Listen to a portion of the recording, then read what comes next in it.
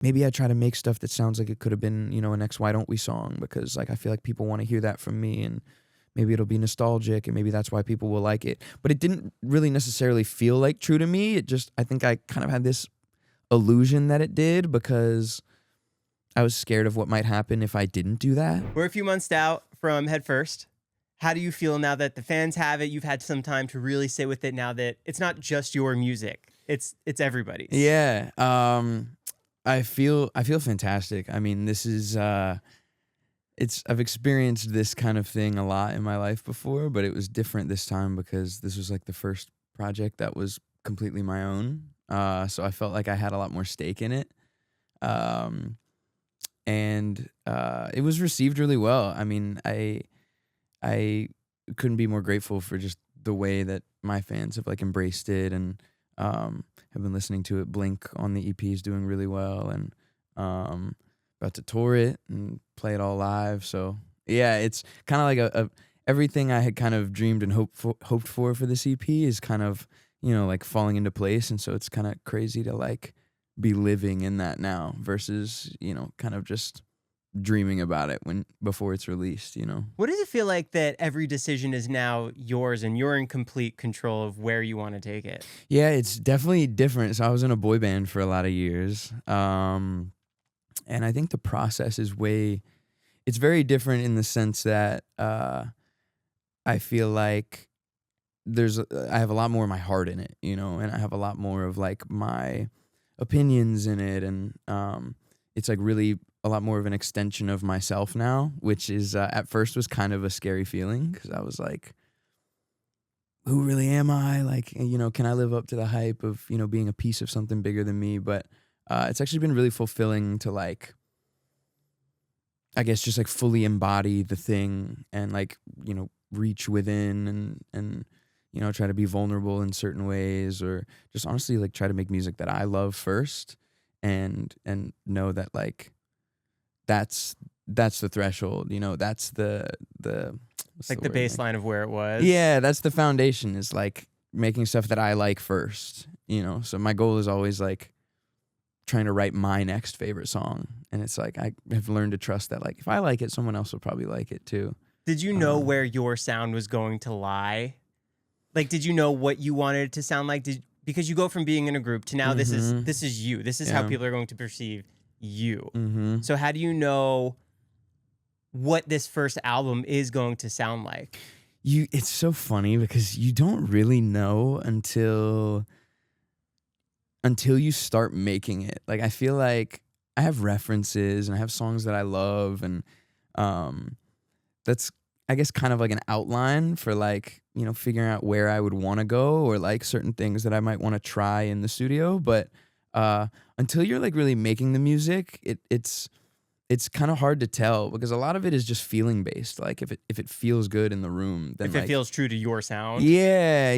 And a lot of like finding the sound comes with like trying the most random things and like seeing where they land. In what way? So just like random sounds, or trying like melodies that you normally wouldn't try, or trying like different drum grooves that like maybe you haven't tried before, or like, you know, pitching something up or down to make it sound really weird. And then like a lot of it is just experimentation, and like learning to be okay with stuff maybe not sounding that good at first, and then just learning to pivot and try to find like, I find that in the studio it's like I know it's a good day and we're working on something great when there's like the spark moments in the room where it's like maybe we're not landing on something yet, and you know, maybe an hour's gone by and like nothing feels that good, but then, you know, maybe someone plays, you know, a chord on the keys in like a new sound, or maybe someone says like a lyric or a phrase that just like light bulb, and then there's like that spark of inspiration. And I feel like I'm always like searching for whatever that spark of inspiration is, because those moments are kind of fleeting. So it's like learning to grab those and take them and run with them is like part of what makes it really fun, because it just feels like you're constantly on like a little treasure hunt, you know. How do you narrow it down to those 6 songs that you want to have? Like these are who I am in this moment, this point in time. Those 6 were kind of the result of pretty long at least it felt long to me, long process of just like working with a bunch of different people and trying a bunch of different things, and then eventually deciding to just like think outside the box even more than I was before, and like trying to like make myself a bit uncomfortable to see how far I could take that. And I remember the first song that kind of did that for me was a song on the EP called Tied Up.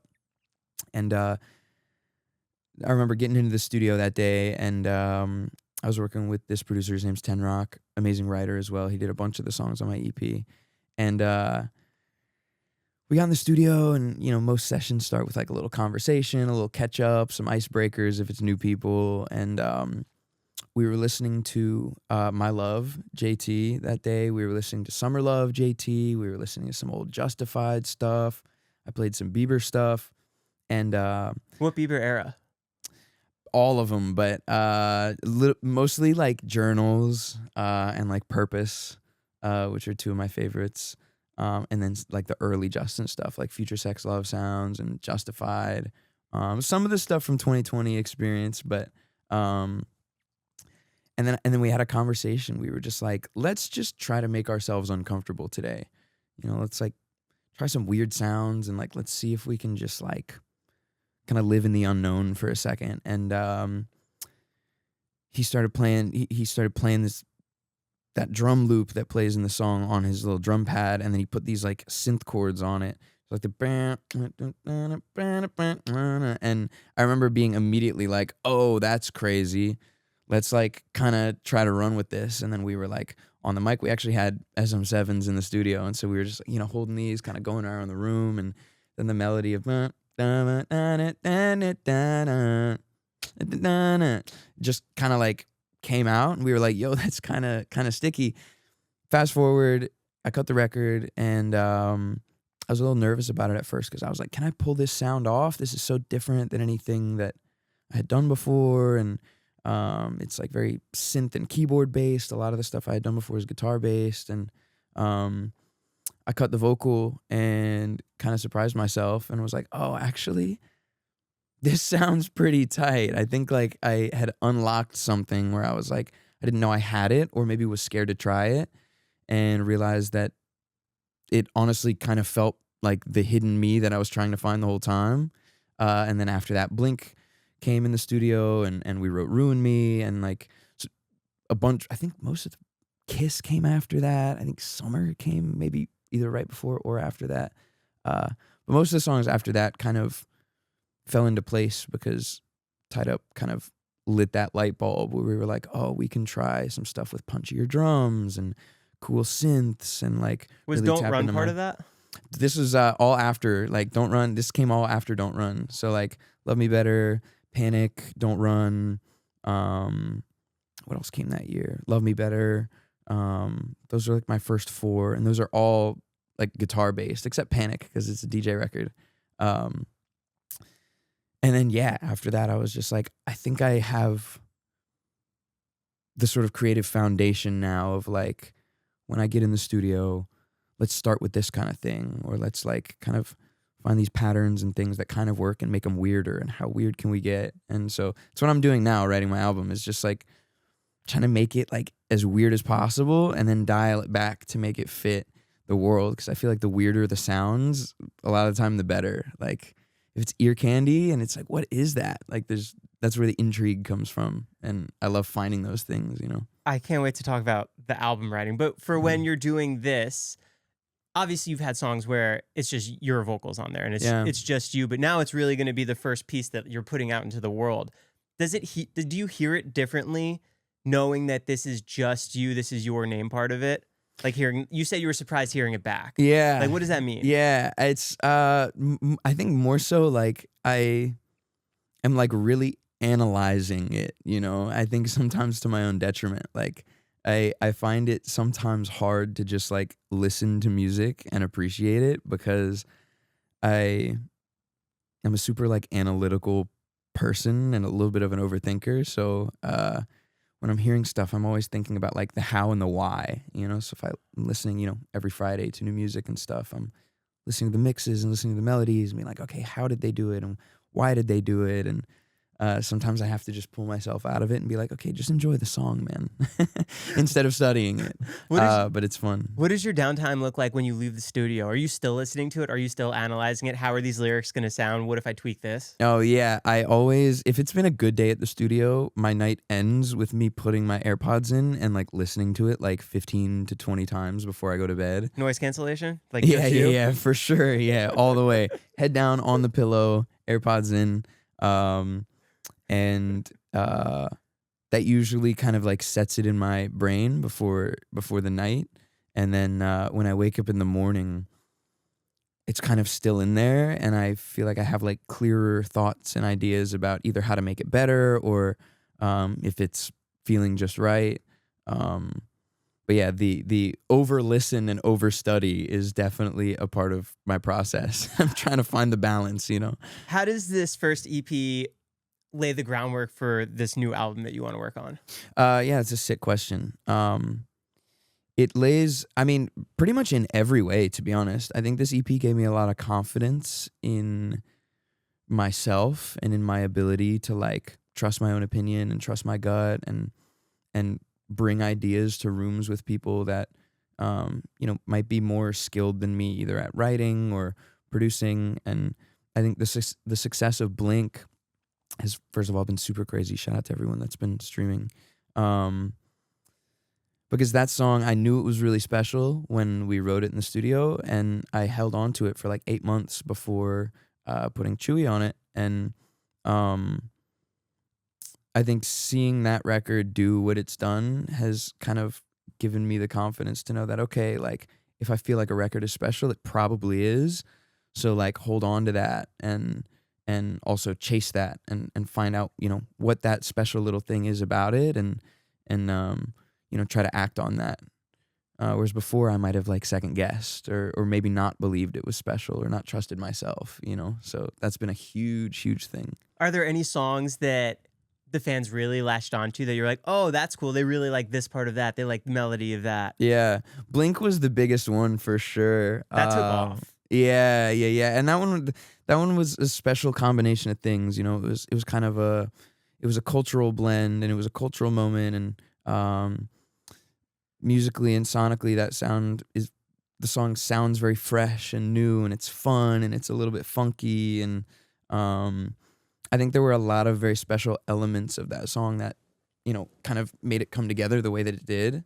But people love that one. People love Ruin Me has been a fan favorite on the EP, which is one of my favorite songs I've ever been a part of. But it's funny because even online, and especially with like, you know, people I meet either in the industry or, you know, songwriters, producers, even my friends, like whenever we talk about my music, so many people have a different favorite song on the EP, which I think is really cool. And it shows the diversity of how you're able to write. Yeah, and I think that there's something for everyone on the EP, and I hope to kind of do the same thing with my album, because I think there's something special about all of those songs, and I'm really proud of them, and we picked them for a reason. All 6 of those really felt the best out of the stuff that I made prior to releasing it, but just trying to like capture that feeling again, because I want an album with no skips. No skips. What's it going to be like when you go on this tour and you're performing these songs? Sick. It's going to be a party. My show is all about just like energy, dancing, you know, creating moments with your best friends, and getting to like share those moments and also like create those moments for my fans. I feel like I'm a pretty optimistic person most of the time, so I love just like having fun and kind of like escaping from, you know, the problems of the world. And you know, I grew up in a boy band, so a lot of, you know, what that is like, you know, hearing the struggles that people are going through. I mean, we were doing meet and greets every day, and you meet 200 people every day, and some of the stuff you hear is really wild. And especially when you're that young, you start kind of getting an idea of like what people actually go through on a daily basis, you know, while you're kind of in this bubble where you're like city to city, and you know, it's just like go, go, go, go, go. You realize that like a lot of the people that really love the music also like love you for being able to provide, you know, maybe a brief moment of bliss in their world of chaos. And I think that that's a very special thing. And so trying to bring that energy to my show and just make it a place for everybody, you know, regardless of race, gender, whoever you are. Just pull up and come have a good time. Like that's my whole goal. So the album is going to be very dancey. A lot of the songs on the EP have a lot of energy. And I'm going out with this boy band Solidified. They're really tight. Their music's really high energy as well, and they all dance too. So it's gonna be a really like jam-packed, fun night. It's gonna feel like a party, and I'm excited. Is there any elements of writing in Why Don't We that you brought to your solo stuff that maybe when you were in the process of writing, you're like, oh, let's do this. I learned this somewhere else. Oh yeah, for sure. I think like as you write, it's kind of like practicing anything really, you know, just like sharpening your craft. And I definitely know a lot more now than I did in the group, you know. I think some Because you're of hands that, on the entire process. yeah. And I think I mean, I'm producing a little bit. I'm That's cool. writing a ton, like very, very hands on. I'm helping with the mix notes. Like I'm super, super involved, which is really fun and super tight. And I really love that I get to do that now. But I think some of that skill comes with age and experience in life, and just like tapping into your emotions as you kind of learn, you know, as you learn what your emotions mean, and you kind of develop that as well. So a lot of it's just like learning to tap in, and some of it's wordplay. I mean, wordplay is a really big part of it as well. So learning to get good with, you know, metaphor and just language in general. And I mean, songwriting is really just like writing poetry, but you put melody on top of it. So there's just that element of writing, but you learn that from your peers, and you know that's why I love collaboration so much, because everybody's unique. And I love when I'm in the room with somebody and they'll spit an idea that like I would have never thought of, and it's just so sick, and I'm like, I can learn something from you, and they could probably learn something from me as well. But I think those different perspectives are like what makes making music really fun, because you get to make this blend of everyone's stories. Someone's going to relate to something, you know. Where are you now in the process of the debut full length? I'm a few songs in. I've got a few songs that I feel really good about. Definitely still exploring the sound a little bit. I want to get a little bit weirder with it. But it's on the way. It's on the way. And I'm stoked. I don't know what the album's gonna sound like yet as a whole. I just know it's gonna be tight. Have you thought about album artwork? What you want to do with it? I have an idea, yeah. But we'll see if I can pull it off. I don't know what it's gonna be yet. I can't say anything, but I have an idea for it. Yeah, I don't know the name yet, but I have a couple ideas. Just haven't like settled on anything yet. For these songs that you do have for the new album, where do they normally begin? Is it the melody? Is it in the studio where you're writing and let's start with this is the bass line? Sometimes, yeah, it depends on the day, man, and it depends on the people you're working with. Do you ever start lyrics first?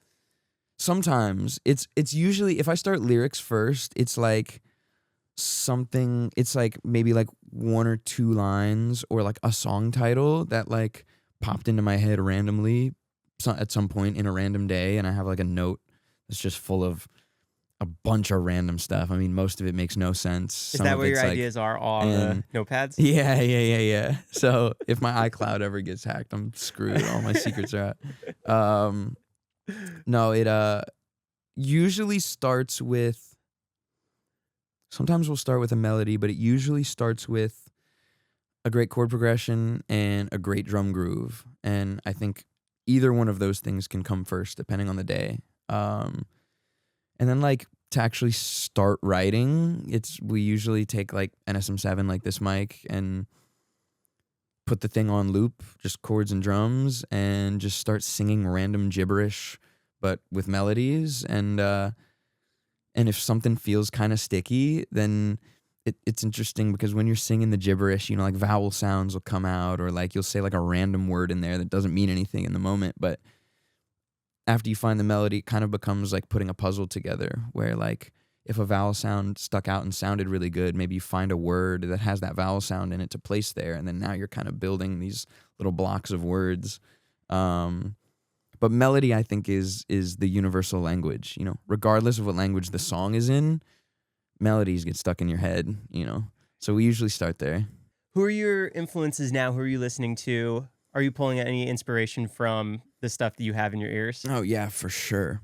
Always the two Justins, Bieber and Timberlake. Bieber was the artist that like got me into music. I was like in my early teens when he was like starting to pop off, or I guess when I like really discovered him. And I was like, I want to do what that guy is doing.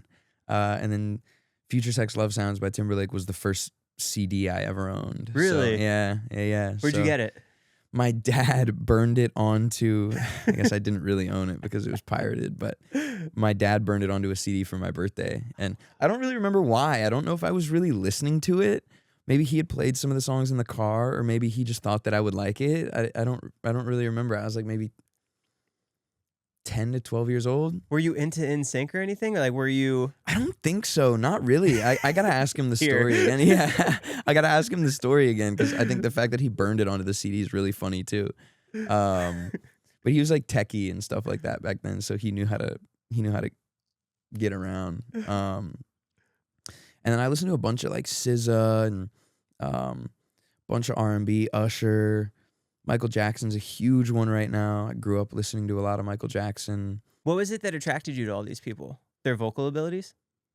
That's definitely part of it, yeah. And I just love R&B music. I think what I love about R&B the most is a couple of things. One, R&B singers to me are some of the best singers on the planet. I think they have so much vocal agility, and the melodies are so expressive, and they take like a lot of technical skill. You know, like some of the best R&B singers can riff and run like crazy, and I think that technical ability is just like inspiring, and it's cool to hear. And just from like vibes wise, like I love how like smooth it all is, you know, and it's got like a little bit of swag, and the drums usually knock, and I think that's kind of, I guess that's why I fell in love with R&B music. It just feels cool. But I'm a pop kid at heart, so like I'm also a really big sucker for a big pop record, like some of the old Ariana Grande stuff, and even like the big Justin Bieber records back when like late 2010s, mid to late 2010s. Like it's like pop and R&B are definitely heavy in my rotation. Who's your favorite live performances that you've seen? Who just crushes it on stage? Oh, they know how to command a crowd. Harry Styles was one of them. I saw him a few years ago. I saw John Mayer a few years ago, which was really tight. Who else was really, really good? Did you see Harry Styles at the Forum? I did, yeah. I saw him too. It was insane. Yeah, sick. Oh, and then maybe one of my favorite sets maybe of all time was I loved the Bieber set at Coachella this year. I know there was some controversy surrounding it, but I think if you didn't love the set, it wasn't for you anyway. He did it so well. That's all I'll say. My favorite Coachella set of all time was this was 2 years ago. It was the year that Frank Ocean was playing. I'm a huge Frank Ocean fan. So I was really, really excited to see him, but he canceled Weekend 2. And they replaced him with Skrillex back-to-back with Fortet, back-to-back with Fred again. And I'm a huge EDM guy as well. And that lineup, first of all, saved the weekend for me, but also ended up being one of my favorite sets of all time. They're just three of the coolest DJs and producers. They all have shaped electronic music in some way, so to put them all on the same stage together and just have them rock out. I was with my brother. It was his first Coachella, and I was with a couple of my best friends, and we all grew up listening to Skrillex. So and I know he's elusive. He doesn't play too many shows. So to be able to see him in a venue like that, at an event like that, spur of the moment, yeah, I was bouncing off the walls. It was fire. Did you ever work with Skrillex? No, oh, well, in Why Don't We, he did some production on one of our songs. It's a song called For You, on our last album. Does he send that over to you guys, or did you reach out to him for that? We had somebody on our creative team at the time like reach out who had a relationship with him, and I think he only did a couple small things, kind of like finishing touches on the track, but never got to meet him. I never like actually spoke to him on the phone, which I would have loved to, because that would have been tight. I used to listen to him like skateboarding when I was in like 8th grade, like going to skate park, jumping the half pipe, and it's like Bangarang is playing in my earbuds. I feel like just like I could take on the world. Did you know him in his previous band, From First to Last? No, I didn't. He was in like a post-hardcore band before he did the EDM stuff. I Oh, love that crazy. band. He would climb the rafter and jump into the crowd. Oh, it's so sick. It's so sick. Really cool. Yeah, I jumped on the train a little bit late. Scary Monsters and Nice Sprites was like the era that I discovered him. So I don't know if that was like around the same time. It might have been a little after. Yeah, I think it was. If you could have any EDM artist work on a song with you, who would it be? Like, who do you think your sound would mesh perfectly with? I would love to do a song with Martin Garrix for 2 reasons. One, I love his style. He does like big pop dance records, and I love those, just in general. But his sound is very... It just sounds expensive, and he makes great choices, and the synths are big, and they sound really fun. But he's Dutch, and I'm Dutch. So I feel like getting the Dutch boys together on a track would be really tight. So Martin, if you see this, let's do something. What song did you release off the EP that you think represents you most now as an artist? I think Blink is probably the closest. And I don't think it's necessarily because that record did the best on the EP. I think part of the reason why it probably did was because I felt like that record was really true to where I was at the time. And still is true to where I am today.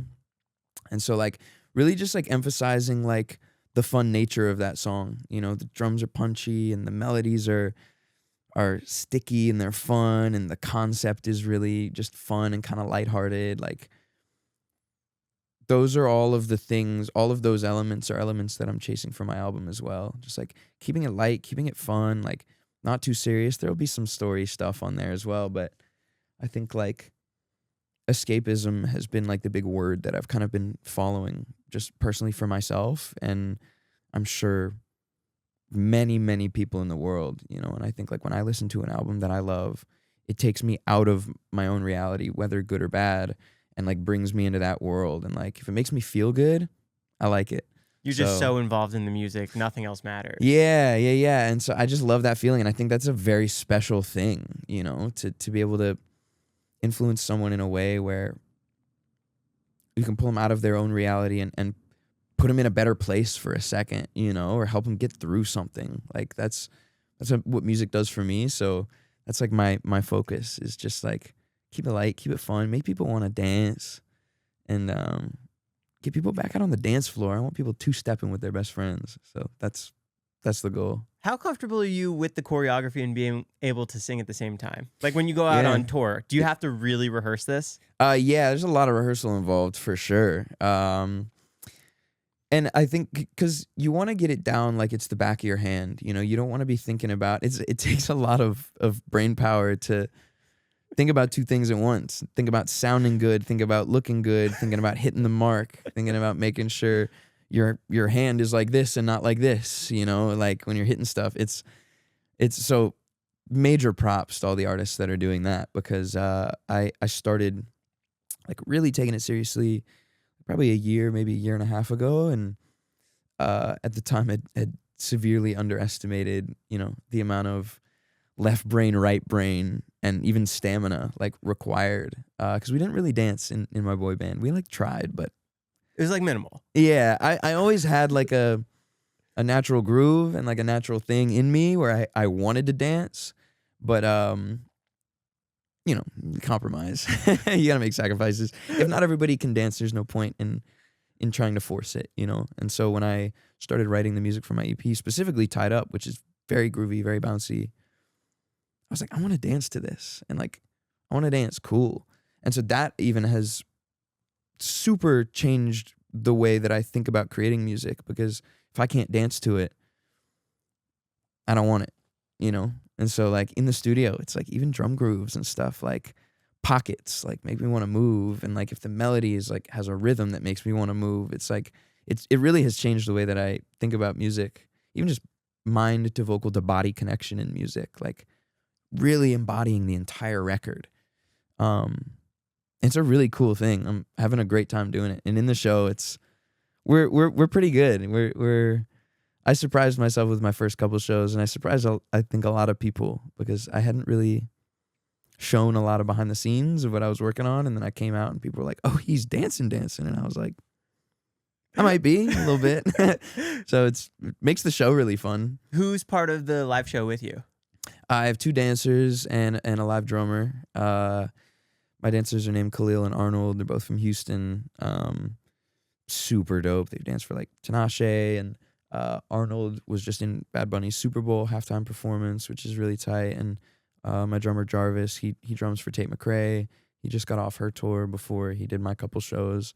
And super talented group of people. I mean, even being around Khalil and Arnold, they've been dancing their whole lives. So to be around them and share the stage with them is really cool because they hype me up and they get my energy up, and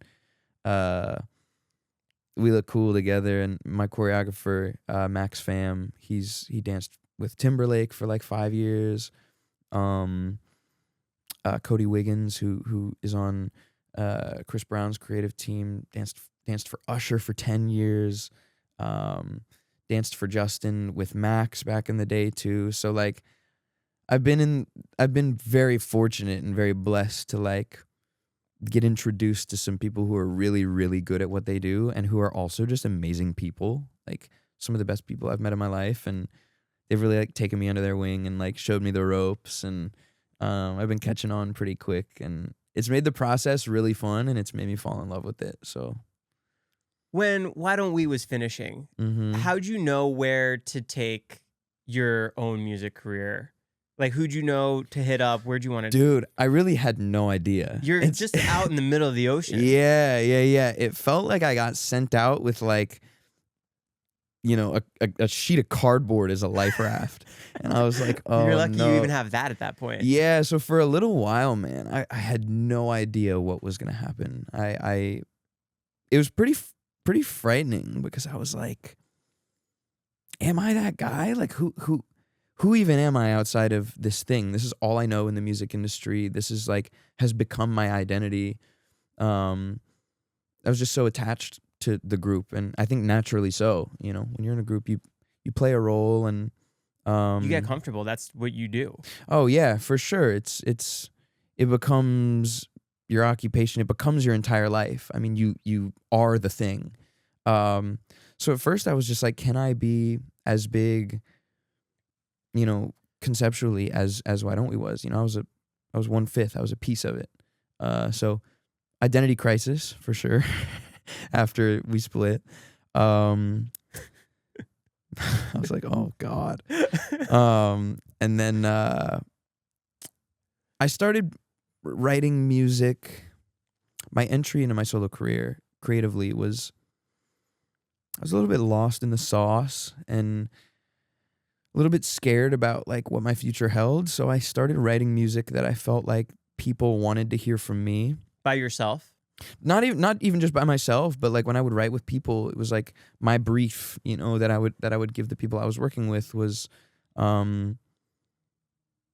just kind of based around like, you know, maybe I try to make stuff that sounds like it could have been, you know, a next Why Don't We song, because like I feel like people want to hear that from me, and maybe it'll be nostalgic, and maybe that's why people will like it. But it didn't really necessarily feel like true to me. It just, I think I kind of had this illusion that it did because I was scared of what might happen if I didn't do that. And so wrote some amazing songs. The songs themselves are great songs, but I think my identity in them was not as clear. And even to kind of circle back to Tied Up, like Tied Up was the first record that I was a part of for my own project that like took me outside that box. And I think that moment was super telling for me because when it felt as right as it did, just the wall broke down, and I was like, I actually don't know why I was scared to do this in the first place. And low-key, this feels way more true to me than what I was doing, and maybe I should just chase that. And I had a few people around me kind of tell me to just stop trying to make music for anyone else and make music for yourself first, because that's going to be the most real, the most authentic, and that's what the people are going to want from you anyway. You know, I think today more than ever, like, authenticity is the biggest thing. And it can be hard to be authentic though, you know, you got to really like dig deep and have some balls and be okay with people not liking you. But I think that's like the beauty of it all, you know. How do you find balance of posting on social media with your music career and how much you post of yourself and what you want to share of music? Yeah, I'm still trying to figure it out, man. It's funny because there used to kind of be a formula. And I think when I was in the group, like, this is before video was really on social media. Like like a year or two into my group was when Instagram had just gotten video, right? And so much has changed since then. It's only really been like 5 years, 6 years. But I'm always looking for the balance. I think like creating cool content around the music is a whole nother piece of the creative process that, you know, comes with inspiration. And I think I kind of have to just like reach into the abyss and try to grab stuff, or just have stuff just, you know, fall from above into my head. And so I try to grab those moments when I can. And I try to share as much of my life as I feel like people might want to see, you know. I like keeping some elements of my life private for sure. I think privacy's a luxury these days. So I try to keep... The balance is tough, man. It really is tough. But I'm really excited to get back out on the road, because I think this will be my first tour in like 6 years, which is crazy. So I think I've been kind of in this, like, you know, being at home in LA routine. And I think getting back out on the road and like seeing the people and feeling the love and doing fun stuff every day and like interacting with people that are like directly affected by my music is going to be a huge, huge, huge thing. Are there going to be familiar faces that you're excited to see? I'm sure. Yeah, I'm sure. I played a couple shows. I played a show in New York and a show in LA a few weeks ago, just to kind of get back into the swing, and saw a bunch of new faces. Also saw a bunch of familiar faces, and that made me really excited for the tour, because I know there's going to be a bunch of familiar faces that I haven't seen in a long time. There's going to be cool stories from them too. Yeah, and we've all like grown up together. I mean, when I was in the group, I was 17 to like 22 or 23, and I'm 27 now. So, you know, even some of our fans who were like in middle and high school back then will be in college now, and some that were in high school when we were technically supposed to be in high school will be out of college now and like living their lives. And so I think like being able to grow up with everybody has been really fun, because a lot of us are in the same boat. We just do different things. And I also think that that's a really cool thing. So I'm excited to like see the people and hear the stories and have a good time and get our party on, dance a bit, sing some songs. It's gonna be cool. What do you think those ride or die day ones that have been with you from the beginning are going to think of this new tour and this new era of what you're bringing? I think they're gonna be shocked. I think I saw it a little bit with the New York and LA shows. Like, I don't think people were expecting that from me, and I think people walked away from that show and were like, "Oh shit, that was like a proper show." Like, I'm trying to get in there and like give people an experience and like entertain. You know, that's what our jobs are as performers, is to entertain the people. And when you do it right, it's really fun, and it doesn't feel like work at all. It feels like you're just having a great time. And so that's kind of, like I said earlier, my whole goal with this is just to give people an amazing night. And yeah, I'm excited for it, man. What's the most challenging song of yours to sing live? Oof. There's 3 of them. 3 of equal challengingness, I think, for different reasons, but equally challenging. First one is Tied Up, which is the second song in my set. And so it's like right out the gate. There's a lot of, the melody is completely in falsetto, so it's way up in my register. And are you dancing during that part too? Yeah. So like keeping it control, and the melody is so it's a very like diverse, I guess, melody. So, keeping everything on lock and also hitting the moves at the same time, and controlling my breath and not letting the adrenaline take over. That early into the set is definitely challenging, but really fun.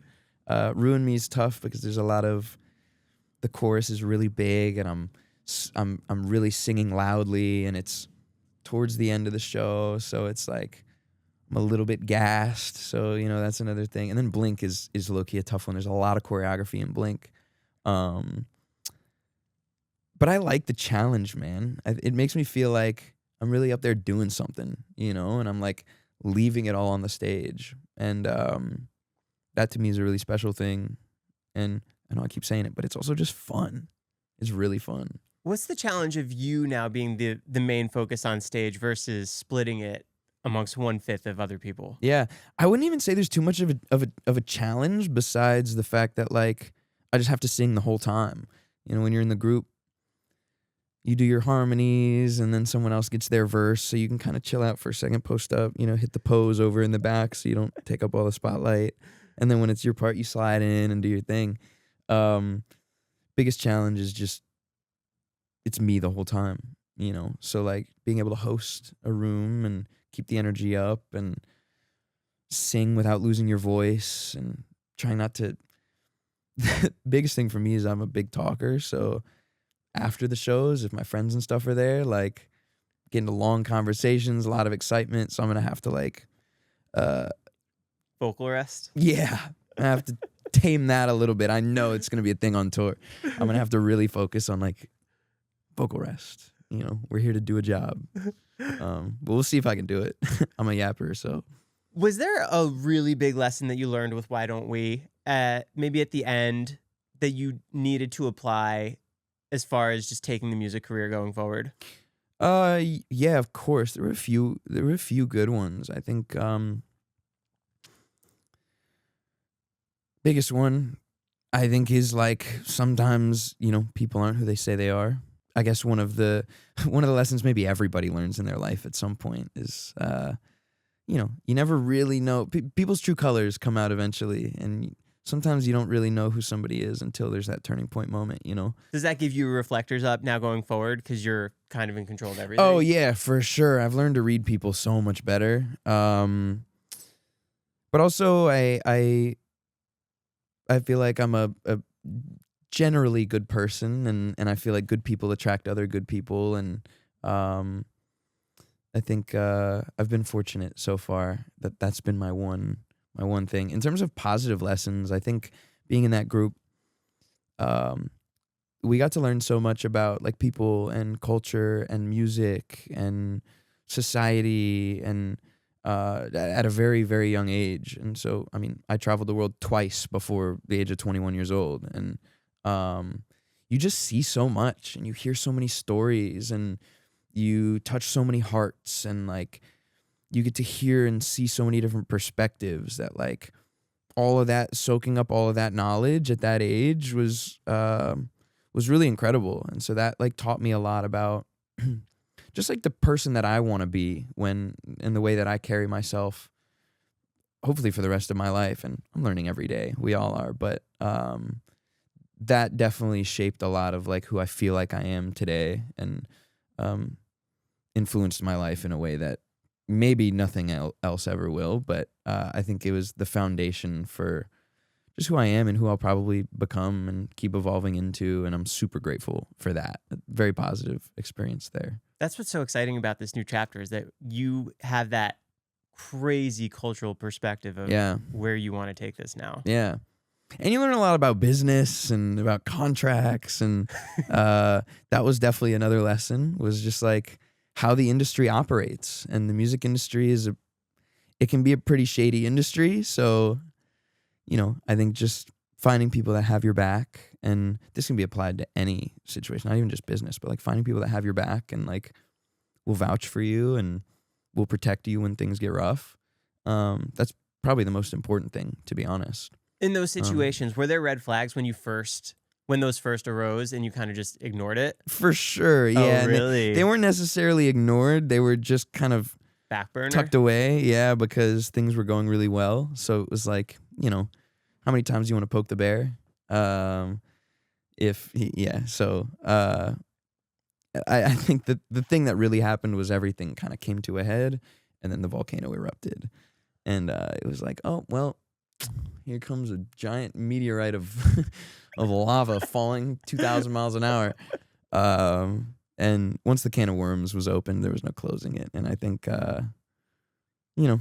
was what it was. But it brought me here. And I would much rather be doing this right now and be in the place that I'm at, both mentally, creatively, socially, physically, than maybe even a few years from now.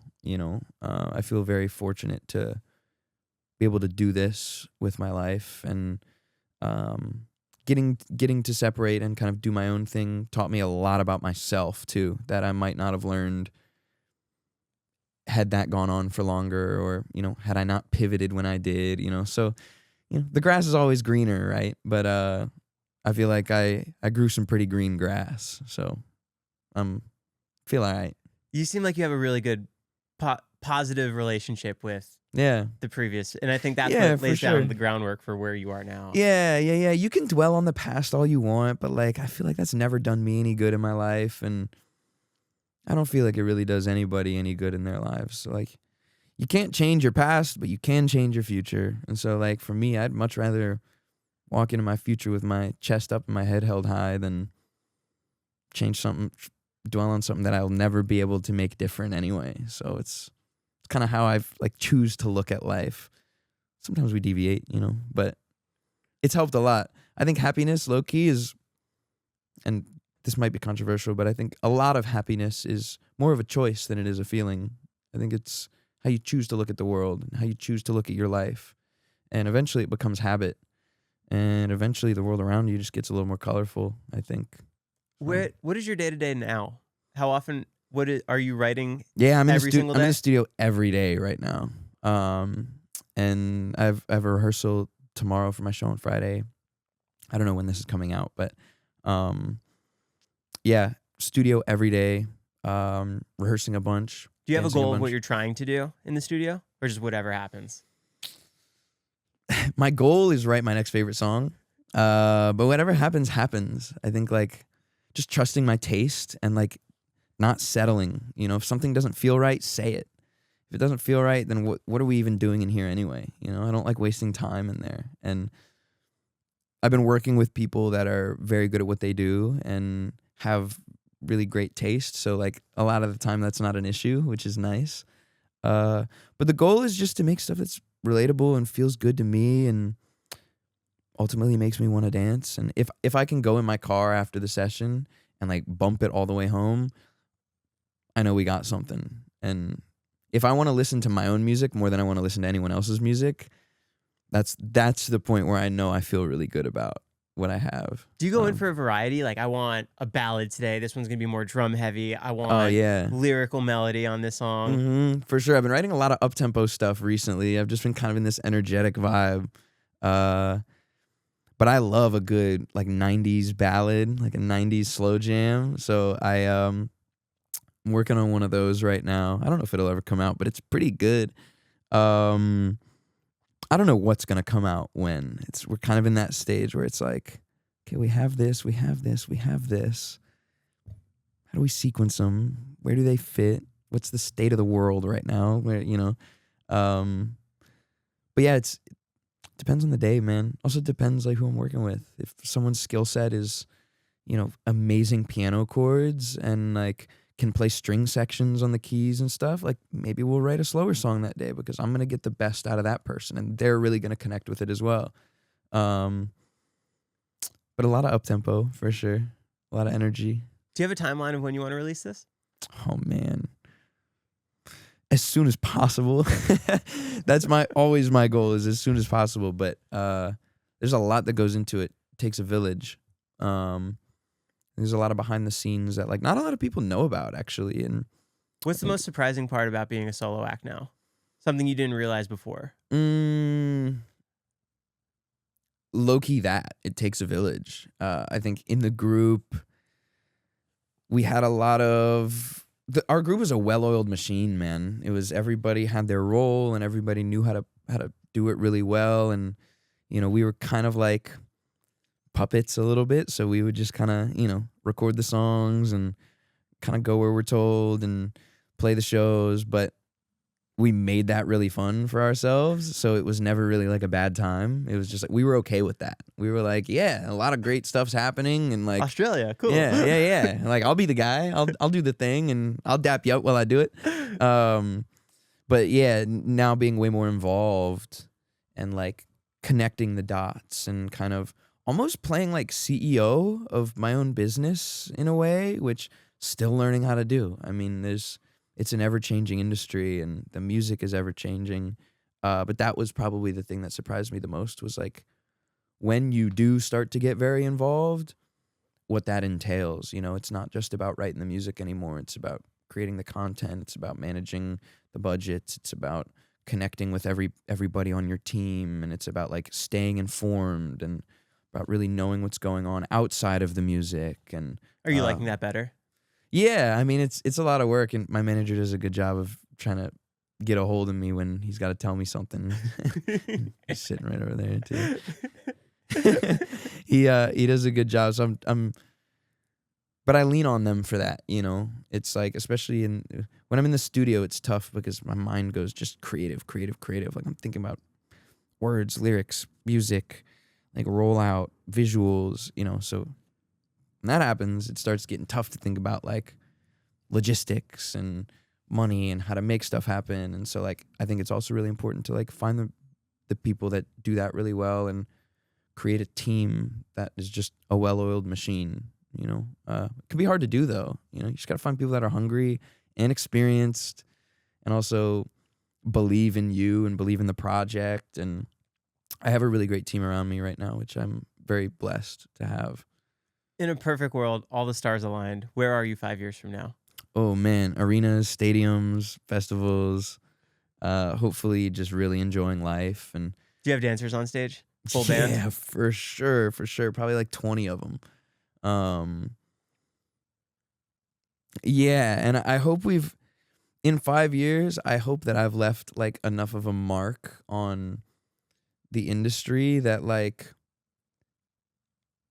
changed the way, people start making music. I think like Timberlake did that with Future Sex Love Sounds. That was like a very new thing at the time. And it's like a big example that I kind of always hold close is like doing something new that makes people go, oh, what is that? Even industry folks like, oh, what is that? Like I heard recently from a songwriter or producer actually that I was working with that my song Blink was on, a bunch of like briefs that publishers and other producers and A&Rs send out to producers for. That's like, fun. Hey, this is a reference of things that we've seen that we want to, make our version of. And I heard that Blink has been on like a bunch of those briefs. And so it's like little stuff like that where it's like, okay, something I'm doing is like inspiring someone else, and I hope in 5 years I've inspired maybe a new wave of artists that come up and like me with Timberlake. I look at him and I'm like, how can I change the game the way he did? I would love to be that for someone else. So we'll see how it goes. I'm sure you're going to accomplish it. Yeah, thanks, man. This has been awesome. Yeah, thanks for having me. You're going on tour this summer. People can come see you. Yeah. Awesome. I'm excited. ThePoppinOutTour.com. I'm going out with my boys in Solidified. They're a boy band, which is kind of like a nod to my past a little bit. And they're awesome. The show's going to be super fun. A lot of dancing, a lot of great music, a lot of fun. So bring a friend, grab your besties, come out. It's going to be a great time. And when your full length comes out, if you want to come back, love to chat again. Hell yeah. Sounds great. Thanks for having me, man. Awesome. This is great. See you guys. That was so great.